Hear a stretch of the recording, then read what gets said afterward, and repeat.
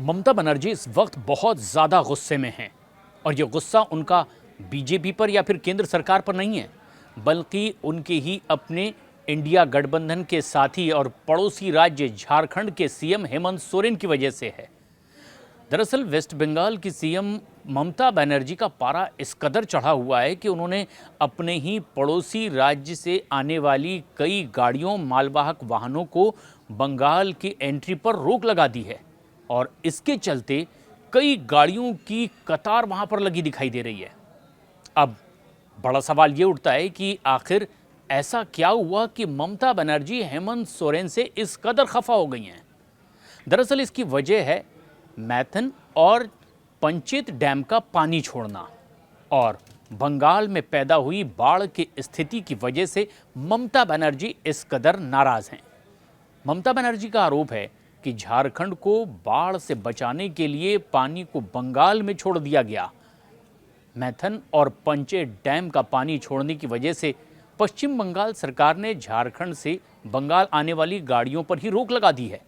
मैथन के पास में डीबूडी check post पर पश्चिम बंगाल पुलिस ने गुरुवार शाम करीब 7 बजे से झारखंड से बंगाल में दाखिल होने वाले सारे मालवाहक वाहनों को रोक दिया है और गाड़ियों को रोके जाने की वजह से दिल्ली कोलकाता लेन में वाहनों की एक लंबी कतार लग गई है और इसे लेकर के पश्चिम बंगाल पुलिस का कहना है कि उनके सीनियर्स की ओर से कुछ ऐसे ही आदेश मिले हुए हैं। अब ऐसे में बड़ा सवाल ये उठ रहा है कि इसका आखिर हल कैसे निकलेगा।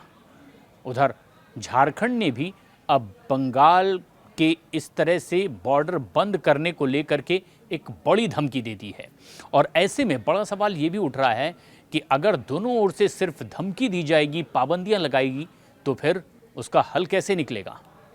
सूत्रों के मुताबिक जो जानकारी आ रही है, दरअसल डीवीसी यानी कि दामोदर घाटी नियम में डैमों से छोड़े जाने के बाद ये पानी को लेकर के हंगामा मचा और इसी से बंगाल सरकार नाराज़ है।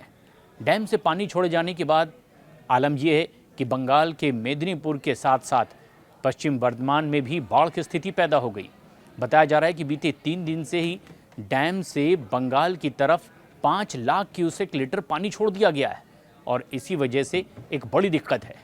उधर वाहनों के रोके जाने के कारण चेक पोस्ट के पास में ट्रैफिक जाम भी लग गया है और अब झारखंड सरकार भी बंगाल के खिलाफ ऐसी ही कार्रवाई करने की धमकी दे रही है। बड़ा सवाल ये उठ रहा है कि आखिर ये डीवीसी का मसला इतना अहम क्यों है।